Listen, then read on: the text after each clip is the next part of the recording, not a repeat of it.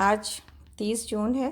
30 مارچ ہے اور 2020 منڈے کا دن ہے اور میرا نام نکھت حیدر ہے۔ آج ہم لوگ انشاء اللہ تعالی سورہ بقرہ کی آیت نمبر 223 سے آگے چلیں گے، اور یہ ہم سب دور قرآن میں ہیں 2020 کے الحمدللہ، اور ہم پیچھے پڑھ آئے ہیں اور آگے چل رہے ہیں انشاءاللہ۔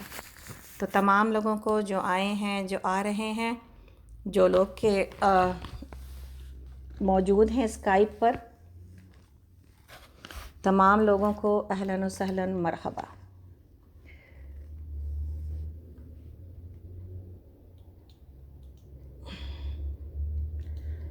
تو سب لوگ کوشش کریں اپنے اپنے پاس قرآن کو اوپن کریں، قلم اور کاغذ رکھیں، تاکہ ہم سب لوگ کچھ نہ کچھ اپنے لیے، جب کہ دور قرآن ہے، اپنے لیے کچھ نہ کچھ ہم سبق، عمل کے اصول، اپنے سیرت اور کردار میں قرآن کو ڈھالنے کے لیے وہ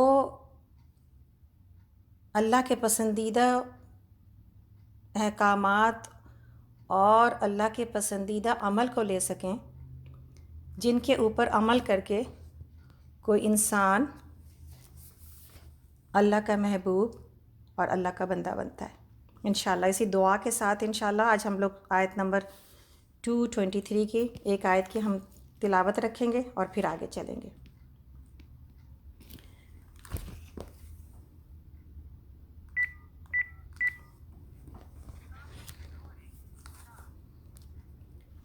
اعوذ باللہ من الشیطان الرجیم،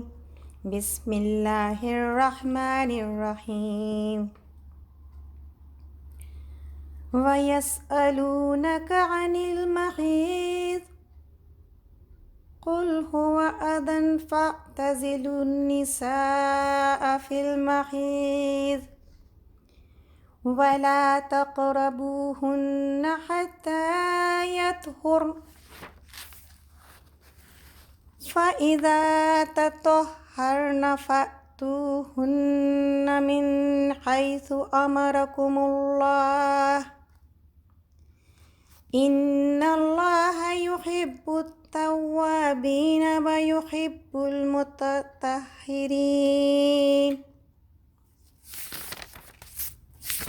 رب اشرح لي صدري ويسر لي أمري واحلل عقدة من لساني يفقهوا قولي ربي زدني علما ربي زدني علما ربي زدني علما اللهم فقهنا في الدين اللهم فقهنا في الدين اللهم فقهنا في الدين۔ آمین یا رب العالمین۔ اللہ کی حمد و ثنا کے ساتھ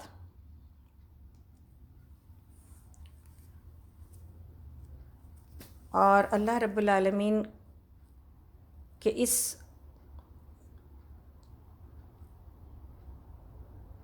تسبیح کے ساتھ، سبحان اللہ و بحمدہ، سبحان اللہ العظیم، سبحان اللہ و بحمدہ، عدد خلقہ و رضا نفسہ و زینت عرشہ و مداد کلماتہ۔ اور نبی صلی اللہ علیہ وسلم کے اوپر درود کے ساتھ، اللہم صلی علی محمد وعلی آل محمد کما صلیت علی ابراہیم وعلی آل ابراہیم انک حمید مجید، اللہم بارک علی محمد وعلی آل محمد کما بارکت علی ابراہیم وعلی آل ابراہیم انک حمید مجید۔ اور اس دعا کے ساتھ کہ اللہ تیری کتاب ہدایت کو کھول کے بیٹھے ہیں، پڑھ رہے ہیں، یا اللہ ہمارے سینوں کو کھول دے یا رب العالمین، یا اللہ ہمارے سینوں کو کھول دے تاکہ اس کے اندر وہ ہدایت اتر جائے جو مطلوب ہے۔ اور اب جب کہ ہم پہلے پھر بھی شاید بہت سنجیدہ نہیں تھے، پہلے شاید ہم پھر بھی تھوڑی غفلت میں تھے، یا پہلے ہو سکتا ہے کہ بہت سنسیئرٹی کے باوجود ہم اتنے فوکسڈ نہیں تھے، تو اللہ اب جب کہ دنیا کے حالات ہمیں اس بات کو سوچنے پر مجبور کر رہے ہیں، لوگوں کی بے بسی اس بات کے اوپر مجبور کر رہی ہے ہر کسی کو کہ وہ اللہ کو مان لے، وہ اللہ کے آگے جھک جائے، اور ہمارے سروں پر لٹکی ہوئی موت، اس لیے کہ یہ جو وائرس ہے نہ یہ امریکہ دیکھ رہا ہے، نہ یہ تھرڈ ورلڈ کنٹری کو دیکھ رہا ہے، نہ یہ گورا دیکھ رہا ہے، نہ یہ کالا دیکھ رہا ہے، نہ یہ امیر دیکھ رہا ہے، نہ یہ غریب دیکھ رہا ہے، نہ یہ سپر پاور کو پہچانتا ہے، نہ یہ کسی ادنا کو پہچانتا ہے، اس کے لیے سب برابر ہیں۔ یعنی یہ جو مساوات دکھائی دے رہی ہے اس وقت دنیا میں، وہ مساوات اللہ رب العالمین نے انسانوں کو ایک لیول پر لا کے یہ بتا دیا کہ تم سب میرے آگے اتنی ہی بے بس ہو جتنا کہ کوئی بے بس انسان دنیا میں پہلے تھا کہیں پر۔ آج ڈاکٹرز ابھی تک کوئی ویکسین ایجاد نہیں کر سکے، پریکاشن بہت ساری باتیں بتائی جا رہی ہیں لیکن کوئی ویکسین اسٹارٹ نہیں ہو سکی۔ اور آپ دیکھیں کہ یہ تھرڈ ورلڈ میں لوگوں کے امیون سسٹم پھر بھی ایسا دکھائی دے رہا ہے شاید کچھ اسٹرانگ ہے، اس لیے کہ کتنی مصیبتیں آئیں گی ان کے اوپر، اللہ کہیں پر تو رحم کریں گے ان کے اوپر۔ تو وہ جو اتنا سہ کے اسٹرانگ بنے ہوئے ہیں اپنی زندگی کی مصیبتوں کو، شاید ان کو یہ کم چھو رہی ہے، اور وہ لوگ جو آسانیوں میں تھے اور آسانیوں میں جنہوں نے زندگیاں کاٹیں ان کو یہ زیادہ پکڑ لی۔ تو اللہ کا قانون اپنے آپ میں عجیب مساوات رکھتا ہے، اور کہیں نہ کہیں پر اللہ رب العالمین یہ لا کے ثابت کرتے ہیں کہ تم کچھ بھی نہیں ہو، اور وہ جو ہم سبق بھول گئے تھے اور دنیا بھول گئی تھی وہ سبق ہمیں دوبارہ یاد دلا دیا گیا۔ میرے لیے اور آپ کے لیے، ہم سب الحمدللہ اللہ کو ماننے والے، اللہ کے آگے جھکنے والے، اور ہم ایسے ہی ہیں، بٹ ان ایسے حالات میں میرے لیے اور آپ کے لیے اور زیادہ، یعنی کسی نے کہا کہ کوئی پریکاشن اتنا کام نہیں آئے گی میرے لیے، کوئی دوسری چیز اتنی کام نہیں آئے گی اس وقت انسانیت کے لیے، سب چیزیں اپنی جگہ پر ہیں، لیکن جو بنیاد ہے، جو بیس ہے، وہ جو اللہ رب العالمین کوئی رحمت کو کھینچ کے لانے والی چیز ہے، وہ کیا ہے؟ انسانیت کا استغفار، میرا اور آپ کا استغفار ہے نا۔ تو اپنے استغفار کو بڑھائیں، اور ہم سب نے بڑھایا ہے الحمدللہ، لیکن یہ جان جائیں کہ یہ تمام صورتحال کی ایک واحد چابی، اگر یہ تالا کھل سکتا ہے، میرا دروازہ اگر کھل سکتا ہے، تو اللہ رب العالمین کی ذات ہے جو کھولے گی۔ تو اللہ سے اس دعا کے ساتھ کہ اللہ ہم سب کو معاف کر، اور اب جب کہ ہم دور قرآن میں ہیں الحمدللہ، ہمارا وقت بھی اتنا بہترین گزرنے والا ہے اس دور قرآن کے ساتھ، انشاءاللہ اللہ سے اس کی رحمتوں کی امید رکھتے ہوئے کہ اللہم انک عفو کریم تحب العفو فاعف عنا، اے اللہ تو بے شک رحیم اور کریم ذات ہے، اللہ پوری انسانیت کو، اے اللہ ہم سب کو، مسلمانوں کو، اے اللہ سب کو معاف کر دے یا غفور الرحیم، اور اس کے ذریعے سے دنیا کے اندر ظلم اور ستم کا جو بازار گرم ہے یا اللہ اس کو کم کر دے یا اللہ، نافرمانیوں کا جو بازار گرم ہے یا اللہ اس کو کم کر دے یا اللہ، یا اللہ انسانیت بھول چکا ہے یا اللہ، انسان کو انسان بنا دے یا اللہ۔ تو بس اللہ سے اس دعا کے ساتھ کہ اللہ ہم سب کو بچائے اور ہم سب کو جھکائے، اور ہم سب اپنے آنسوؤں سے اللہ سے دعائیں مانگیں اور مانگ رہے ہیں، لیکن انشاءاللہ یہ جاری رکھنا ہے، یہ نہیں کہ ہم کچھ دن کے بعد پھر ویسے ہی ہو جائیں، اس لیے کہ ہر دفعہ انسان کے ساتھ یہی معاملات آتے ہیں نا، شروع میں ہم ڈرتے ہیں، بعد میں ہم ایسے ہی ہو جاتے ہیں جیسے کہ ہم پہلے تھے۔ تو انشاءاللہ اس سے سیکھتے ہیں، آگے چلتے ہیں۔ ہم اب تک سورہ بقرہ کی آیت نمبر 221 تک پڑھ چکے ہیں، جن لوگوں نے دیر سے جوائن کیا ان کے لیے، کہ اب ہم بقرہ آیت نمبر 223 سے چل رہے ہیں اور پارہ نمبر 2 ہے۔ اللہ تعالیٰ فرماتے ہیں، اب کتنے احکامات پڑھائے، اور سورہ بقرہ میں ہم نے یہ جانا 1000 احکامات ہیں، 1000 نواہی، یعنی اللہ نے چیزوں سے منع کیا ہے۔ تو یہ سورہ اتنی امپورٹنٹ ہے کہ اس کو سمجھ کے چلنا، اور یہی وجہ ہے کہ ہم بقرہ میں آپ تھوڑا سلو جا رہے ہیں، انشاءاللہ ہم آگے چلیں گے تیز، تاکہ ہم تھوڑا اس دور قرآن کو اپنے وقت مقررہ کے مطابق مکمل بھی کر سکیں۔ اور جو لوگ نئے جوائن ہو رہے ہیں ان کو یہ معلوم ہونا چاہیے کہ ہم لوگ اب منڈے ٹو تھرسڈے، یعنی اب کل بھی انشاءاللہ تعالیٰ دور قرآنی ہے، اور اب یہ منڈے ٹو تھرسڈے ہم جائیں گے، اور انشاءاللہ اس کو اسی طرح چلتے ہوئے ہم لوگ 19 رمضان تک، اور ہو سکتا ہے کہ یہ 12 مئی ہو یا یہ 11 مئی ہو، 19 رمضان تک ہم لوگ اس کو مکمل کریں گے، اور ہر دن ایک پارہ پڑھنے کی کوشش کرتے ہوئے ہم آگے چلیں گے، اور اسی طرح 19 رمضان تک ہی جا کے یہ مکمل ہو سکے گا، اس لیے کہ ہم 3 دن بیچ میں جمعہ اور ہفتہ اور اتوار نہیں کرتے۔ تو انشاءاللہ اس کے اوپر بھی بعد میں بات رکھیں گے کہ اگر آپ لوگوں کی خواہش ہوگی تو کبھی جمعہ کو شامل کیا جا سکتا ہے لیٹ آورس میں، اس لیے کہ تاکہ تھوڑا ایک دن ہمارے پاس ہوگا تو ہمارے لیے اور آسانیاں بڑھ جائیں گی کہ ہم تھوڑی سی سمجھ بوجھ اپنی قرآن کی اور بڑھا سکتے ہیں، ورنہ پھر بعد میں چل کے ہمیں تھوڑا زیادہ جو ہے وہ تیز گزرنا پڑے گا۔ دوسری بات جو آپ لوگوں کو بتانی تھی وہ یہ ہے کہ کل سے ہم لوگ انشاءاللہ تعالی ایک نئے کانفرنس کال کی طرف جائیں گے، اس لیے کہ اس میں آسانیاں کچھ زیادہ ہیں لوگوں کو جوائن کرنے کے اعتبار سے بھی اور اس کی فیسلٹیز کے اعتبار سے بھی، یعنی ہمیں ریکارڈنگ کے بھی ملنے کی آسانی وہاں آن لائن پر ہو جائے گی، اور بھی بہت سارے فیچرز ہیں اس کے جس کے لیے ہم اس کی طرف جا رہے ہیں۔ تو جو لوگ کہ آ چکے ہیں، اگر قلم سب کے پاس ہے، آپ لوگ اپنا قلم اٹھائیے اور اس نمبر کو لکھیے۔ ویسے ہر وہ آدمی جو سکینت پر موجود ہے ان کو نمبر مل ہی جائے گا، ہم یہ فلائر آج کے بعد ڈالنے ہی والے ہیں کہ ہم لوگ کانفرنس روم کا نمبر چینج کر رہے ہیں، لیکن آپ لوگ پھر بھی اپنے کانٹیکٹس میں جو لوگ کہ سکینت پر نہیں ہیں، جن کو کسی کو آپ نے دیا ہے اور وہ آپ کے بتانے کی وجہ سے آ رہے ہیں، ان کو انفارمیشن پہنچانا آپ کی ذمہ داری ہے انشاءاللہ۔ اور ہم لوگوں نے اب سکینت پر ایک لنک بھی ہم ڈال رہے ہیں جس سے کہ واٹس ایپ کے تھرو جوائن کرتے ہوئے لوگ ہمارے گروپ کو جوائن بھی کر سکتے ہیں۔ اس لیے آپ سے گزارش ہے کہ آپ لوگ یہ واٹس ایپ کا لنک، جو لوگ سکینت پر ہیں، یہ واٹس ایپ کا لنک آپ لوگ اپنے اپنے کانٹیکٹ میں بھیجیں، جو لوگ وہاں سے جوائن کرنا چاہیں گے وہ ڈائریکٹ جوائن ہو جائیں گے، اور جب وہ ایک بار جوائن ہو جائیں گے تو ان کو لائیو کلاسز کی بھی ساری تفصیلات اور ریکارڈنگ بھی ان کو وہاں سے مل سکے گی۔ اور ریکارڈنگ جو لوگ کے نئے ہیں، جو لوگ پرانے ہیں، ریکارڈنگ آپ کے ہاتھوں میں ہے، آپ اپنے کانٹیکٹس میں بھی بھیجیں اور ان کو جوڑنے کی بھی کوشش کریں، اس لیے کہ جب کانٹیکٹ 1 to 1 بیسس پر ہو جائے گا تبھی بھی آپ کا اجر نہیں ضائع ہوگا، آپ کا اجر رہے گا۔ جو لوگ آپ کی وجہ سے جوائن کریں گے وہ پھر بھی آپ کا اجر اس میں موجود ہی رہے گا، بس یہ ہوگا کہ کسی وجہ سے اگر آپ نہیں ان کو بھیج سکے تو ان کا مس نہیں ہوگا۔ تو انشاءاللہ اس طرح سے اس نیکی کو، اس خیر کو آگے بڑھایا جا سکتا ہے۔ ہم آپ کو کانفرنس کال نمبر بتا رہے ہیں، پلیز لکھیے گا۔ 1 تو ڈائل کرنا پڑتا ہے پہلے، اس کے بعد 978 990 5000،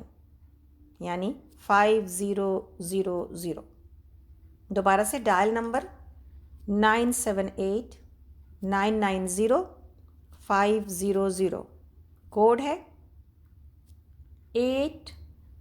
یعنی 862 551، 862 551 پاؤنڈ کی، پاؤنڈ دبانا ہوگا آپ کو۔ ٹائمنگ وہی رہے گی، سب کچھ وہی ہے 11 to 1، بٹ کل سے ہم لوگ اس کانفرنس کال کی طرف جا رہے ہیں انشاءاللہ تعالی۔ تو آپ لوگ اپنے کانٹیکٹس میں بتائیے گا، ہم دوبارہ پھر سے بتا رہے ہیں، کانفرنس کال کا نمبر ہے 978 990 5000، یعنی 5000، کوڈ ہے 862551، ٹھیک ہے۔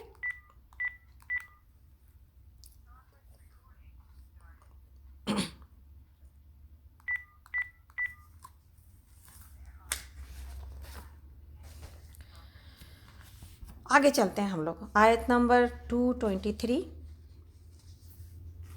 سورہ بقرہ، پارہ نمبر 2۔ اللہ رب العالمین فرماتے ہیں وَيَسْأَلُونَكَ عَنِ الْمَحِيضِ، پوچھتے ہیں حیض کا کیا حکم ہے، کہو وہ ایک گندگی کی حالت ہے، اس میں عورتوں سے الگ رہو اور ان کے قریب نہ جاؤ جب تک کہ وہ پاک صاف نہ ہو جائیں۔ پھر جب وہ پاک ہو جائیں تو ان کے پاس جاؤ اس طرح جیسا کہ اللہ نے تم کو حکم دیا ہے۔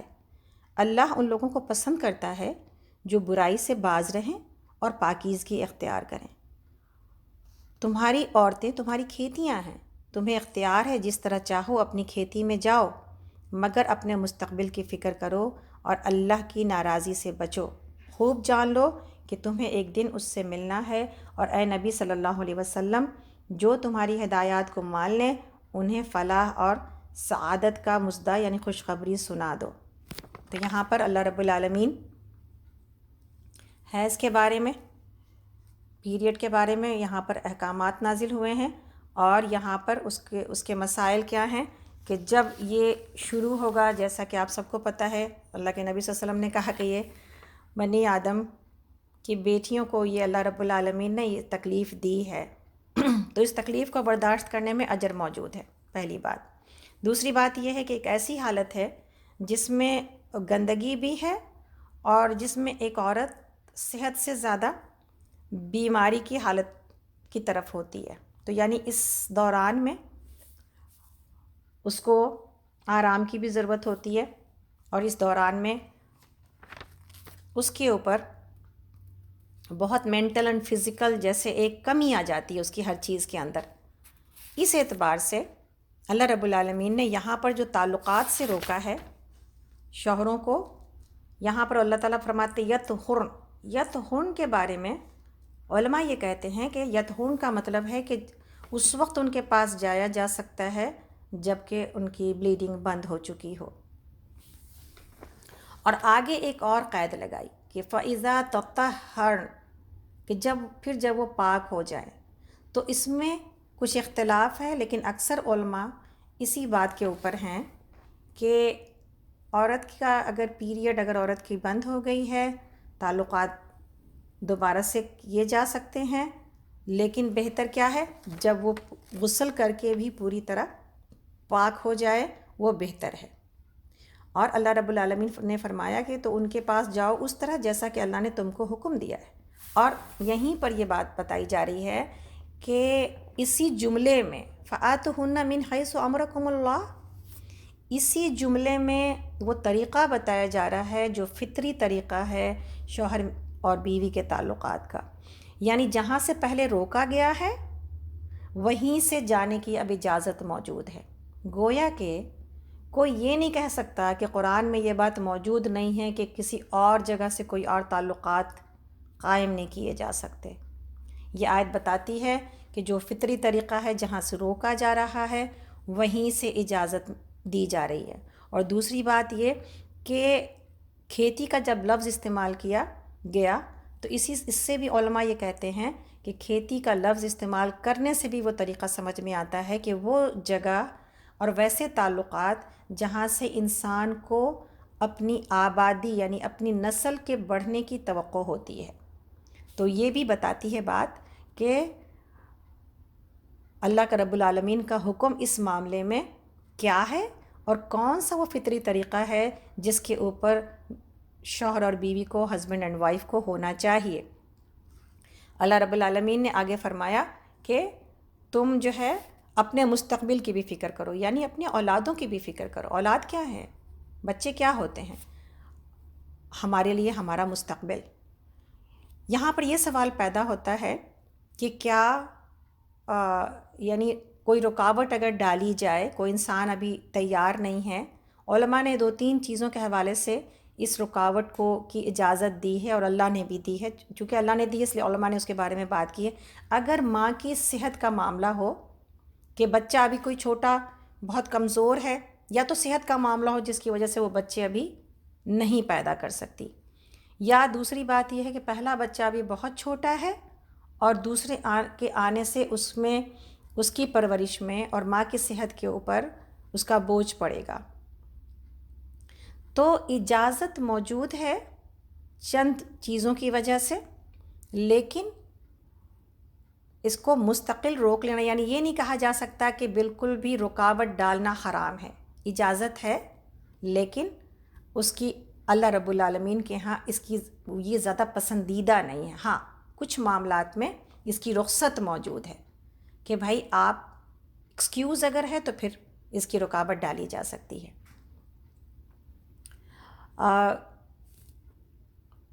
اس اعتبار سے یہ بات جاننا کہ نبی صلی اللہ علیہ وسلم کے زمانے میں بھی جو صحابہ تھے وہ کچھ رکاوٹ ڈالتے تھے، اور اس کو عزل کہا جاتا ہے، عین ضاد اور لام، عزل۔ عزل کا مطلب ہوتا ہے روکنا۔ تو صحابہ نے پوچھا تھا کہ یا رسول اللہ، ہم بعض اوقات بعض جگہوں پر اولاد نہیں چاہتے، اس لیے کہ ان کے کبھی کبھی جو غلام ہوتی تھیں عورتیں، ان سے تعلقات ہوتے تھے، وہ نہیں چاہتے تھے کہ غلام عورتوں کی اولادیں ہوں، اس لیے کہ بعد میں ان کے مسائل میراث کے پیدا ہو جاتے تھے۔ تو ہم کہیں بعض اوقات بعض جگہوں پر عزل کرتے ہیں، کیا اس کی اجازت ہے؟ اللہ کے نبی صلی اللہ علیہ وسلم نے ان کو روکا نہیں۔ آپ نے کیا جواب دیا تھا؟ آپ نے کہا تھا جس روح کو اللہ نے بھیجنا ہوتا ہے اور بھیجنا چاہتا ہے، تم اس کو پھر بھی نہیں روک سکو گے۔ یعنی اللہ رب العالمین جس کو بھیجنا چاہتے ہیں اس کے لیے ایسے حالات پیدا ہو جاتے ہیں کہ باوجود اس کے بھی، کسی رکاوٹ کے باوجود بھی کچھ پریگننسی ہو جاتی ہے۔ تو یہ اللہ کا کام ہے، لیکن اللہ کے نبی صلی اللہ علیہ وسلم نے جب اگر آپ منع کر دیتے تو پھر یہ ہر وقت کے لیے اور ہر دور کے لیے منع ہو جاتی تھی چیز۔ آپ نے منع نہیں کیا، بس اس بات کے اوپر انسان رہے کہ اگر کوئی ایکسکیوز ہے اور کوئی اس کے ذہن میں کوئی چیز ہے، لیکن مال کی کمی سے اپنی اولاد کو قتل کرنے کی اجازت موجود نہیں ہے نا؟ کہ کوئی انسان یہ کہے کہ اتنے بچے اور اتنے بچے میں اتنی کی پرورش نہیں کر سکوں گا، اس میں رکاوٹ ڈالی جا سکتی ہے، احتیاط کی جا سکتی ہے، لیکن ایک بار اگر کہیں پر پریگننسی آ گئی تو پھر اس کو جو ہے وہ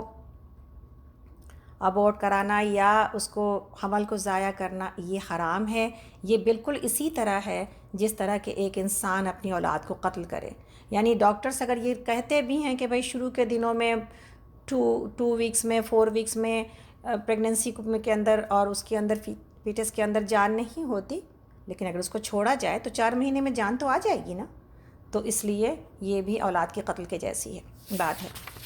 یہاں پر ایک مسئلہ اور بھی ہے حیض کے اعتبار سے اور پیریڈ کے اعتبار سے، کہ ہمیں حیض اور پیریڈ میں ایک بات تو پتہ چلی کہ تعلقات سے منع کیا گیا، لیکن اجازت کس کس چیز کی ہے اور کیا کیا چیزوں سے اور منع کیا گیا عورت کو۔ نماز سے روکا گیا عورت کو، روزے سے روکا گیا عورت کو، صحیح ہے؟ نماز سے روکا گیا عورت کو، روزہ سے روکا گیا عورت کو، لیکن روزے کے یعنی فرض روزے کے بارے میں یہ ہدایت موجود ہے کہ جب وہ پاک ہو جائیں اور رمضان کا مہینہ گزر جائے تو رمضان کے مہینے کے بعد یہ روزے رکھے جائیں گے۔ یہ اس کا قرض ہے اللہ رب العالمین کا اس کے اوپر۔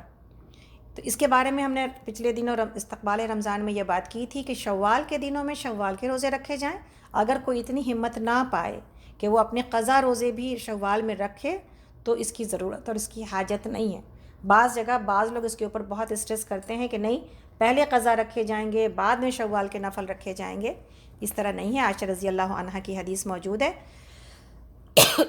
آپ نے فرمایا کہ ہم اپنے قضا روزے دوسرے سال کے شعبان سے پہلے رکھتے تھے۔ یعنی یہ بھی باتیں اس لیے آئی ہیں کہ انسان کو اللہ نے جو سہولت دی ہے، جو فرصت ملی ہے، اس کو وہ سمجھے۔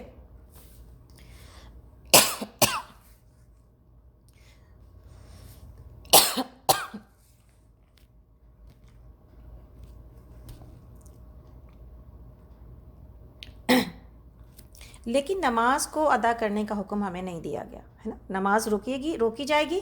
بٹ ادا کرنے کا ہمیں حکم نہیں دیا گیا۔ تو ہمیں ادا کرنے کا حکم نہیں دیا گیا، کیوں؟ اسی کی وجہ سے، اس لیے کہ نماز روزے تو جیسے آسان ہے نا، 6 یا 7 روزے اگر سال میں کسی کو رکھنے اٹس ایزی، لیکن اگر ہر مہینے 5 اور 6 دن کی یا 7 یا 8 دن کے نمازوں کو اگر پڑھنے کو کہا جائے تو مشکل کام اس لیے تھا کہ جیسے ہی کوئی عورت پاک ہوتی ہے اس کے اوپر اس دن سے نمازیں فرض ہو جاتی ہیں۔ اس کے لیے مشکل تھا کہ اپنی ابھی کے نمازوں کے ساتھ وہ قضا نمازیں بھی پڑھے۔ لیکن روزہ چونکہ سال میں ایک ہی دفعہ رکھا جاتا ہے اور ایک ہی مہینے رکھا جاتا ہے فرض روزے، اس لیے اس کے لیے اس کو دوبارہ کہا گیا، اس میں آسانی ہے، پہلی بات۔ دوسری بات یہ ہے اسی وجہ سے علماء نے قضاء عمری یعنی نماز کی قضا کو پڑھنے کے بارے میں جو علماء کا اتفاق ہے اس بات کے اوپر، اختلاف ہے گرچہ کہیں پر، لیکن جو سنت سے ثابت چیزیں ہیں وہ یہی ہیں کہ قضائے عمری کا، چونکہ پہلے کوئی نبی صلی اللہ علیہ وسلم کے زمانے میں کوئی قضائے عمری کی کوئی چیز ہمیں معلوم نہیں تھی، کوئی مسلمان ہوتا تو وہ نماز پڑھتا ہی تھا، نماز قضا کرنے کا تصور ہی نہیں تھا، ایمان کے ساتھ کہ نماز چھوڑی بھی جا سکتی ہے، اس لیے کوئی مسئلہ کوئی مسائل ہمیں وہاں سے اس طرح نہیں ملتے۔ علماء اسی بات سے استدلال لیتے ہیں اور اسی سے پروف لیتے ہیں کہ جب اللہ نے نماز کو دوبارہ پڑھنے کی اجازت نہیں دی ہے، وہ اللہ رب العالمین جو 5 اور 6 دن کی نمازوں کا بھی بوجھ ہمارے اوپر ڈالنا نہیں چاہتا، وہ قضائے عمری کے لیے بھی کوئی ہمیں ایسی کوئی دلیل نہیں ملتی کہ ایک انسان کو لازماً قضائے عمری کی نمازیں جو پیچھے اس نے چھوڑی ہیں وہ پڑھے گا۔ اور بعض لوگ بالکل ظہر، عصر اور ویسے نیت کے ساتھ پڑھواتے ہیں، یہ صحیح نہیں ہے، اس بات کو اچھی طرح سمجھنا چاہیے۔ کسی کو اگر نہیں سمجھ میں آ رہی ہے بات وہ پڑھے، لیکن جو صحیح بات ہے وہ پہنچانا میری ذمہ داری ہے تاکہ آپ کا اور اس امت کا بوجھ ہلکا ہو۔ اللہ نے جو ہمارے لیے سہولتیں رکھی ہیں وہ ہم سمجھ پائیں۔ بعض لوگ بہت ناراض ہو جاتے ہیں کوئی مختلف فقہی بات کو سن کے کہ یہ تو پتہ نہیں کیا بتا رہی ہیں، ہمیں تو ایسے پتہ چلا ہے۔ آپ کو پہلے وہ مل گئی جنہوں نے آپ کو ایسے بتایا اور میرا نمبر دوسرا ہے، تو اب آپ اگر جو دوسری بات ہے یہ کیسے سمجھ میں آتی ہے کہ جو پہلی بات ہے وہی صحیح ہے، جو دوسری بات ہے وہ صحیح نہیں ہے؟ کسی بھی بات کے صحیح اور غلط ہونے کی جو بنیاد ہوتی ہے نا، اس کو قرآن اور حدیث سے ملایا جاتا ہے اور پیچھے جا کے دیکھا جاتا ہے کہ کون سی بات دلائل کے اعتبار سے زیادہ اسٹرانگ ہے، تو جو اسٹرانگ ہے اس کو لے لیا جائے۔ آپ اور ہم اپنے لیے اگر سختی رکھ رہے ہیں تو رکھیں، لیکن دوسروں کو تو آسانی پہنچنے دیں کہ لوگوں کو آسانی پتہ چلے۔ علماء کیا کہتے ہیں کہ پھر قضائے عمری کا کیا کیا جائے؟ کسی کو آج ہوش آیا ہے، پھر وہ کیا کرے؟ جواب کیا ہے؟ جواب یہ ہے کہ وہ پھر توبہ کرے اللہ رب العالمین کے پاس، اور اب کسی نماز کو قضا کرنے کے بارے میں عزم کرے اللہ رب العالمین سے کہ وہ اب 5 وقت کی نمازوں کا اہتمام کرے گی۔ توبہ سارے گناہ کو معاف کر دیتا ہے۔ توبہ اللہ رب العالمین نے بڑے بڑے گناہوں کو معاف کرنے کا، 100 قتل 99 قتل کرنے والے کو بھی یہ کہا گیا، 100 قتل کرنے والے کو بھی یہ کہا گیا کہ بس، حالانکہ جان کے بدلے جان ہے، اور 100 قتل کرنے والے کو تو 100 دفعہ قتل ہونا چاہیے، لیکن یہ کہا گیا کہ بس اللہ سے توبہ کرو اور آئندہ نہ کرنے کا عزم کرو تو تمہارے گناہ معاف کر دیے جائیں گے۔ تو علماء یہ کہتے ہیں کہ اپنے پچھلے گناہوں پر انسان روئے، اللہ سے معافیاں مانگے سچے دل سے، اور اس کے بعد کبھی نہ کرنے کا عزم کرے اپنے دل میں، اور اپنے نوافل کو بڑھا لے۔ پھر یہ قضائے عمری کیسے پوری ہوں گی؟ پہلے تو معاف ہو گئیں، لیکن اپنے نوافل کو بڑھا لے اس شرمندگی کی وجہ سے جو پیچھے زندگی میں غفلت کی وجہ سے اس نے اللہ کے ساتھ کیے۔ تو یہ ضروری بات ہے کہ ہم اس بات کو سمجھیں کہ قضائے عمری کا کیا سولوشن اور کیا حل نکلتا ہے جو دین ہمیں دیتا ہے آسانی کے ساتھ، الحمدللہ۔ تیسری بات یہ ہے کہ حیض کی حالت میں نماز سے روکا گیا، روزہ سے روکا گیا، اور تلاوت قرآن کے بارے میں کیا حکم ہے؟ اس کے بارے میں بھی بہت زیادہ لڑائی جھگڑے ہیں ہماری کمیونٹی میں۔ جس وقت کے قرآن نازل ہو رہا تھا اس وقت قرآن کوئی ایسے 2 کتابوں کے 2 جلدوں کے درمیان نہیں لکھا ہوا موجود تھا جس کی وجہ سے ہمیں کوئی ایک دم قطعی اور ڈیفینٹ کوئی حدیث موجود ہو کہ جس سے یہ پتہ چلے کہ عورت ایسی حالت میں قرآن کو چھو سکتی ہے یا نہیں چھو سکتی۔ لیکن چند احادیث کی وجہ سے علماء نے اس بات کی اجازت دی ہے کہ جب اللہ کے نبی صلی اللہ علیہ وسلم نے حضرت عائشہ رضی اللہ عنہا سے جانماز کہا کہ وہ مسجد نبوی سے ان کو بڑھائیں، تو آپ نے کہا تھا کہ یا رسول اللہ میں حیض کی حالت میں ہوں، تو آپ نے کہا تھا حیض تیرے ہاتھ میں لگا ہے، حیض تیرے ہاتھ میں لگا ہے۔ اس حدیث کے استدلال کی وجہ سے علماء یہ لیتے ہیں کہ انسان کی زبان اور انسان کا جسم عورت کا وہ پاک ہے، حالت گندگی کی ہے، جس چیز سے روکا گیا اس سے روکا جائے گا، لیکن قرآن پڑھنے کے لیے اس کا جسم، اس کی زبان پاک ہے، اجازت دیتے ہیں علماء۔ سعودی میں بھی آپ جائیں گلوز پہن کے اجازت دیتے ہیں سعودی کے علماء، اور بعض جگہوں پر اس کی بھی تکلفات کی ضرورت نہیں ہے۔ لیکن اگر کوئی جو لوگ میری بات سن رہے ہیں اس میں سے کسی کو ابھی بھی حرج موجود ہے کہ نہیں بھائی اس گندگی کی حالت میں، گندگی کو اتنی گندگی ہم نے اس لیے بنایا کہ ہم ہندوؤں کے ماحول میں رہے ہوئے ہیں جہاں پر چولہے چکی گھر بار سب سے الگ کر دیا جاتا ہے ایک عورت کو. اور اب تو خیر وہ معاملہ نہیں ہے، لیکن اسی طرح ہے نا، وہی مائنڈ سیٹ لے کے بڑے ہوئے ہیں لوگ. اسی وجہ سے اس کو بہت زیادہ گندگی بتایا جا رہا ہے. لیکن کتنی گندگی ہے یہ اللہ رب العالمین نے عائشہ رضی اللہ عنہ کے بارے میں ہے کہ ہم ایسی حالتوں میں نبی صلی اللہ علیہ وسلم ہمارے ہاتھوں سے کھانا کھاتے، ہمارے ساتھ جسم کے ساتھ جسم لگاتے اور ہمارے ساتھ سوتے، اور یہ بالکل اسی طرح ہے کہ جس طرح کے نارمل خاتون کے ساتھ صرف تعلقات سے رکتے، جہاں جو کہ روکا گیا یہاں پر. تو علماء یہ کہتے ہیں کہ اگر عورت کو نماز سے بھی روکا گیا، عورت کو روزے سے بھی روکا گیا، اور اگر وہ قرآن بھی نہ پڑھے، تو پھر آپ یہ دیکھیں کہ پھر وہ شیطان سے کتنے قریب ہوتی ہے. اور عام طور پر وہ چڑچڑاہٹ کی ایک ایسی کیفیت میں ہوتی ہے کہ جس میں، اور تکلیف کی ایک ایسی کیفیت میں ہوتی ہے کہ اگر اس کے اوپر، اگر اس کو ان تمام اللہ کے کنیکشن سے کاٹ دیا جائے گا تو پھر وہ بہت دور ہو جائے گی. اس لیے علماء نے اس کی مصلحت کو بھی سمجھتے ہوئے اور اس کی رکاوٹ میں چونکہ قطعی حکم موجود نہیں ہے، اسی لیے اس کی اجازت دی ہے. آپ میں سے جس کا جی چاہے نہیں پڑھنا چاہتا نہ پڑھے، وہ اس کی اپنی مرضی ہے، لیکن شریعت اجازت دیتی ہے. اور زبان سے تو پڑھا ہی جا سکتا ہے. بعض لوگ تو ہمارے پاس ایسے ہو گئے جو زبان کی بھی اجازت نہیں دیتے، نہ توڑ کے پڑھو، پتہ نہیں کاٹ کے پڑھو، جبکہ اس توڑنے میں اور کاٹنے میں زیادہ خرابی پیدا ہونے کی گنجائش موجود ہے. اس لیے جو نہیں اس کو قبول کرتا، اس کو زبانی جتنی صورتیں یاد ہیں وہ پڑھتا رہے. جو اس کو قبول کر لے کہ ہاتھ سے بچ کے پڑھنا ہے، وہ گلوز یا دوپٹے کے اوٹ سے پڑھے. اور جو اس کو قبول کر لے کہ انسان کا حیض اس کے ہاتھ کے اوپر نہیں لگا ہوتا، وہ اپنے ہاتھوں میں بھی قرآن کو پکڑ کے پڑھ سکتا ہے. ہمارے علماء یعنی جن شیوخ سے ہم نے پڑھا، ان کے بھی شیخ سے ہم نے یہ پوچھا تھا، اور انہوں نے کہا اس تکلف کی ضرورت نہیں ہے کہ آپ گلوز پہنیں، اس لیے کہ بہرحال جہاں پر آپ رکاوٹ ڈال دیں گے. قرآن تو ہم لوگوں نے اصل میں کچھ ٹائم بنا لیا ہے، قرآن تو دن رات پڑھنے کی چیز ہے. جب آپ اور ہم رکاوٹ ڈالیں گے تو پھر کیا ہوگا، آپ اور ہم قرآن سے دور ہو جائیں گے. اسی لیے یہ اجازت دی گئی ہے. اب یہ تینوں چیزوں میں جس کی مرضی جیسی ہے وہ اس کے اوپر عمل کرے. میرے پاس جو علم ہے اس کو پہنچانے کی ذمہ داری میری ہے، اس لیے ہم نے آپ کو یہ ساری چیزیں بتا دیں. اسی لیے قرآن کے پڑھنے کے لیے وضو کی بھی قید نہیں ہے. یہ بہت اچھا ہے قرآن کے ادب و آداب میں کہ انسان وضو کر کے قرآن کو پڑھے. یہ اللہ رب العالمین کا کلام ہے، اس کے ادب و آداب میں یہ بہت احسن طریقہ ہے، پسندیدہ ہے. لیکن بے وضو اگر انسان ہو جائے اور اگر وضو نہیں ہے تبھی بھی قرآن کو پڑھنے سے نہ رکے. اس کا یہ مطلب نہیں ہے کہ ہر وقت بے وضو ہی رہے قرآن کی تلاوت میں. اس کا مطلب یہ ہے کہ اگر بے وضو ہے اور وضو کی رکاوٹ کی وجہ سے وہ قرآن نہیں پڑھ پا رہی ہے تو چاہیے کہ قرآن پھر بھی پڑھے، اس لیے کہ علماء نے اس کی اجازت دی ہے. وضو شرط ہے نماز کے لیے کہ جب تک باوضو نہ ہو انسان نماز نہیں ہوگی، لیکن قرآن کے لیے شرط نہیں ہے. امید ہے کہ ہم نے یہ ساری باتیں اس لیے تفصیل سے آپ کو بتائیں کہ ہم دور قرآن میں جا رہے ہیں اور بہت سارے لوگوں کی حالتیں بہت ڈیفرنٹ ہو سکتی ہیں، لیکن اس علم کو حاصل کرنے کے لیے، اس ہدایت کو حاصل کرنے کے لیے کسی چیز کو رکاوٹ اس لیے نہیں بننے دیں، اس لیے کہ یہی ہمارے ایمان کو چمکانے کا ذریعہ، ہمارے لیے راہ نجات اور ہمارے لیے سفارش کرنے والی چیز ہے انشاءاللہ تعالی. تو آگے چلتے ہیں.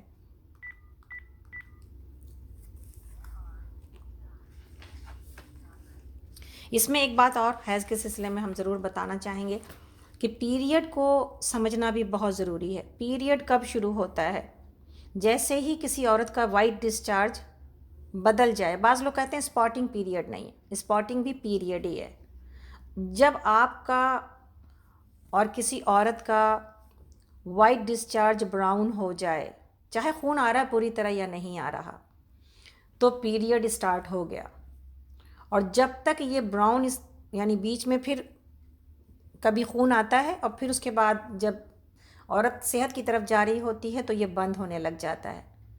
تو جب یہ کلر بالکل ڈسچارج کا وائٹ ہو جائے تب آپ پیریڈ سے فارغ ہیں، وگرنہ وہ عورت پیریڈ ہی میں ہے. اس لیے کوئی یہ کہے کہ جی براؤن ڈسچارج پیریڈ نہیں ہے، یا بعد میں وہ کہے کہ اوہو اسپاٹنگ ہو رہی ہے 2-3 دن، پتہ نہیں میرا پیریڈ تو اب اس طرح کا فلو نہیں ہے تو ہم کو شاید غسل کر کے نماز پڑھنی چاہیے. نہیں، غسل کر کے نماز اس وقت تک نہیں پڑھ سکتے. غسل تو کر ہی سکتے ہیں بٹ نماز اس وقت تک نہیں پڑھ سکتے جب تک کہ ڈسچارج بالکل وائٹ نہ ہو جائے. اور اس کو سمجھنے کا طریقہ، جب واش روم جائیں، واش روم یوز کریں، پانی ڈالنے سے پہلے ٹیشو کے ذریعے کسی ذریعے اپنے ڈسچارج کو چیک کریں. اور یہ حضرت عائشہ رضی اللہ عنہا کے زمانے میں کہ عورتوں کو جب یہ بتایا گیا تھا، عورتیں دیا لے کے جاتی اور اپنے اس رنگ کو دیکھنے کی کوشش کرتی تاکہ وہ نماز کے لیے تیار کر سکیں اپنے آپ کو. تو یہ بہت ضروری بات ہے. بعض اوقات بعض لوگوں کو پیریڈ 2 دن ہوتے ہیں، پھر ڈسچارج بالکل وائٹ ہو جاتا ہے. ایسی صورت میں پھر اس کے بعد کچھ 2-3 دن کے بعد پھر پیریڈ آتا ہے. ایسی حالت میں علماء نے کہا کہ جب پیریڈ آئے تو رک جائے نماز سے، اور جب وائٹ ڈسچارج ہو جائے تو پھر وہ پھر نماز پڑھنے لگے، اور پھر جب دیکھے تو پھر رکے. بعض لوگ یہ کہتے ہیں پیریڈ کم سے کم 3 دن کا ہونا چاہیے. اس کی کوئی قید نہیں ہے. پیریڈ 1 دن کا بھی ہو سکتا ہے. جس دن سے پیریڈ ڈسچارج جو ہے وہ براؤن ہو جائے، اس دن سے پیریڈ چاہے وہ ایک ہی دن کے لیے کیوں نہ دکھائی دے. تو یہ ساری باتیں تھیں جو کہ آپ کو بتانی چاہیے، ماؤں کو بتانی چاہیے اپنے بیٹیوں کو، تاکہ وہ اس کو سمجھیں. اور پھر پیریڈ کے بعد جو غسل کا بہترین طریقہ ہے، یا ناپاکی کے بعد بھی سنت طریقے ہیں، وہ طریقہ انسان کو استعمال کرنا چاہیے. ایک کوئک جو ہے وہ اس کی بات کے اس کا طریقہ کیا ہے. اس کا طریقہ، یا سب سے پہلے اس ایریا کو دھویا جائے گا جو گندا ہے، دونوں صورتوں میں. اس کے بعد پھر ہاتھوں کو صابن سے دھو کر پورا وضو بنایا جائے گا، یعنی ناک میں پانی ڈالنا اور منہ کے اندر پانی ڈالنا. مکمل وضو کے بعد اپنے سر پر 3 چلو پانی ڈالا جائے گا، اور پھر پورے جسم پر پانی بہایا جائے گا. اس کے بعد جب ہر جگہ پر پانی، جسم کے ان تمام حصوں پر جہاں کہیں پر بھی جسم ایک دوسرے کے اوپر، یعنی جلد ایک دوسرے سے جلد سے ملی ہوئی ہوتی ہے، اس میں سب سے امپورٹنٹ پوائنٹ یہ ہے کہ بیلی بٹن یعنی ناف میں پانی ڈالا جائے گا. آج ہی سے ہر لوگ جو سن رہے ہیں اپنے ناف کے اندر پانی، یعنی بیلی بٹن کے اندر پانی پہنچانے کا اہتمام شروع کر دیں. اس لیے کہ پاکی کے غسل میں یہ بہت ضروری ہے. بیلی بٹن بھی آپ کے جسم کا اور ہمارے جسم کا ایک حصہ ہے، اس سے دور نہیں رہا جائے گا. چاہے آپ پاکی کا غسل کر رہی ہیں چاہے نہیں. بڑی عمر کی خواتین کو اس کی ضرورت نہیں ہے، لیکن جسم کو پاک و صاف رکھنا، اگر اس میں پانی نہ پہنچایا گیا، اگر اس کی صفائی نہ کی گئی تو وہاں پہ گندگی جمع ہوتی ہے. اور ناف وہ جگہ ہے جس کے بارے میں اب تو بہت ساری میڈیکل سائنسز اور دوسری چیزوں کے اعتبار سے بھی یہ بات پتہ چل رہی ہے. یہ وہ ایریا ہے جو جسم کے بہت ساری چیزوں سے کنیکٹڈ ہے، اور اگر اس کی حفاظت کی جائے اور اس میں کچھ اس کو موئسچر مہیا کیا جائے، اس میں تیل ڈالا جائے، جس کے بارے میں بہت ساری باتیں آتی بھی رہتی ہیں کہ سرسوں کا تیل یا ناریل کا تیل، تو نظر بصارت بڑھتی ہے انسان کی، بہت ساری چیزیں اس سے ٹھیک ہوتی ہیں. آپ کا جسم موئسچرائز رہتا ہے، ڈرائنس زیادہ نہیں ہوتی، اس لیے کہ یہ وہ جگہ ہے جس سے بچہ اپنے ماں سے کنیکٹڈ رہتا ہے. تو اس کا خیال رکھنا،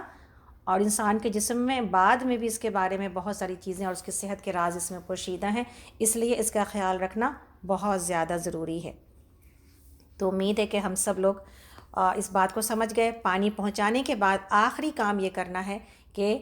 نماز کے پھر سے دوبارہ وضو کیا جائے. اب ہم نے ایک وضو تو کیا تھا،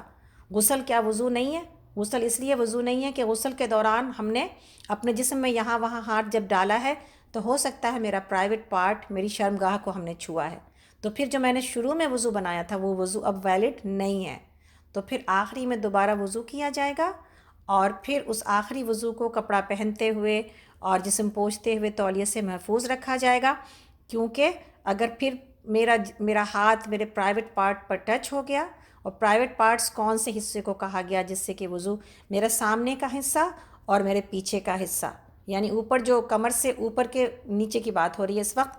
اوپر جو اوپر کا حصہ ہے وہ میری شرمگاہ نہیں ہے. اس لیے اگر اس کو، بعض عورتیں یہ بھی خدشے میں مبتلا ہوتی ہیں کہ اگر ہم نے اوپر سینے کی طرف میں کسی چیز کو چھوا ہے تو کیا پتہ میرا وضو ٹوٹ گیا کیا، وہ بار بار وضو بناتی ہیں. ہم نے اسی لیے، چونکہ میرے پاس یہ سوال آیا تھا، اسی لیے ہم یہ بات آپ کو دوبارہ سے صحیح سے سمجھا رہے ہیں کہ